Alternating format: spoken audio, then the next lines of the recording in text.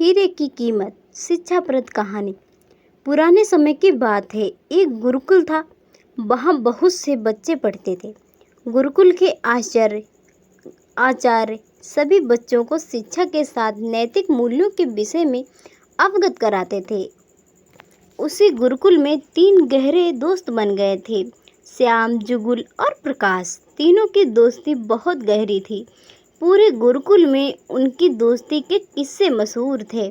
गुरुजी भी उनकी दोस्ती से बहुत प्रभावित थे। तीनों एक साथ बैठते थे, एक साथ रहते थे, एक साथ अध्ययन करते थे, एक साथ खाना खाते थे। उसी गुरुकुल में एक राजकुमार भी पढ़ता था। राजकुमार अपने घमंड में रहता था। वह तीनों को बहुत नीचा समझता था। एक बार आचार्य जी ने सभी विद्यार्थियों को बुलाया और सभी को एक छोटे से पहाड़ के पास ले गए। उसके बाद उन्होंने कहा, जो भी विद्यार्थी ऊपर तक चढ़ जाएगा उसे इनाम मिलेगा। सबसे पहले राजकुमार ने कहा, गुरुजी, सबसे पहले हमारा हक बनता है, हम पहले चढ़ेंगे। राजकुमार चढ़ने लगा। कुछ दूर चढ़ा कि वह फिसल कर नीचे आ गया। यह देखकर सब हंसने लगे। राजकुमार को बहुत गुस्सा आया, लेकिन गुरुजी के आगे वह कुछ बोल नहीं सका। उसके बाद बारी बारी से सभी छात्रों ने कोशिश की, लेकिन जो भी चढ़ने की कोशिश करता फिसल कर नीचे आ जाता था। सबसे बाद में उन तीनों दोस्तों का नंबर आया।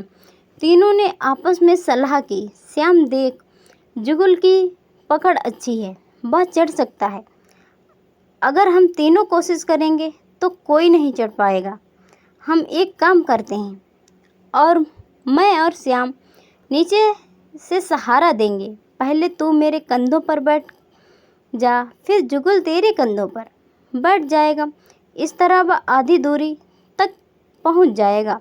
ऊपर ज़्यादा फिसलन नहीं है, वह आसानी से चढ़ जाएगा। हम तीनों ना सही, एक को तो इनाम मिल जाएगा। यह सुनकर जुगुल बोला, ठीक है भाई, जो भी इनाम मिलेगा मैं तुम दोनों के साथ बांट लूँगा। श्याम और प्रकाश ने सहारा दिया और जुगुल किसी तरह ऊपर पहुंच गया।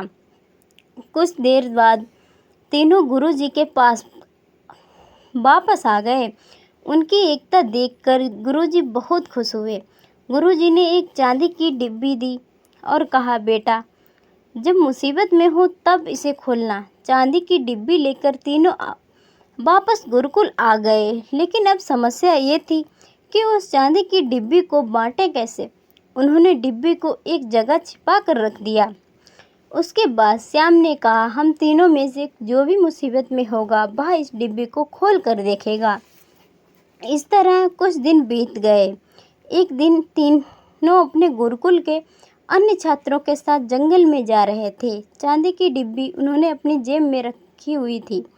तभी वहां डाकुओं ने उन्हें चारों ओर से घेर लिया। सभी छात्र बहुत बुरी तरह घबरा गए। डाकुओं ने बंदी बनाकर ले जाना चाहते थे।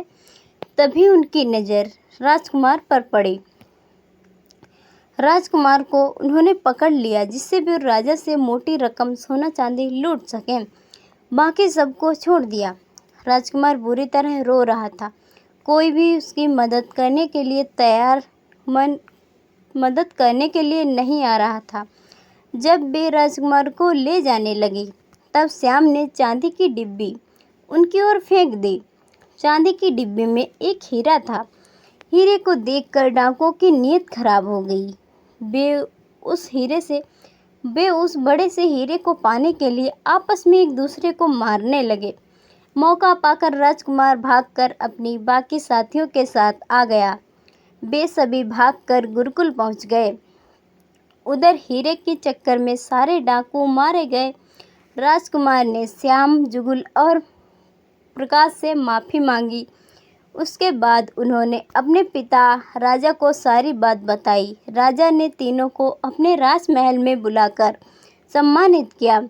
जब वे वापस अपने गुरुकुल आए तो उन्होंने अपने गुरुजी से पूछा, गुरुजी, इतना कीमती हीरा आपने हमें क्यों दे दिया? यह सुनकर गुरुजी हंसने लगे और बोले, बेटा, वह केवल एक कांच का टुकड़ा था जो बिल्कुल हीरे जैसा दिखता था।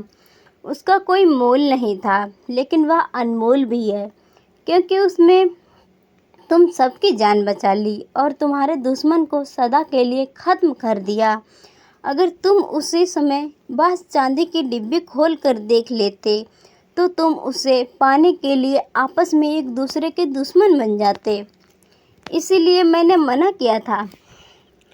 मुसीबत में तुम्हें हीरे से ज़्यादा अपनी जान प्यारी लगी, इसीलिए तुम्हारी जान बच पाई।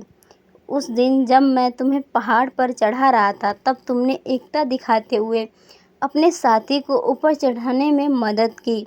गुरुजी की इस शिक्षा से सभी छात्र बहुत खुश हुए।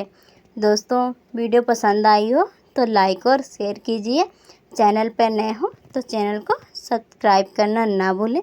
मिलते हैं नेक्स्ट वीडियो में, तब तक के लिए प्यार भरा नमस्कार।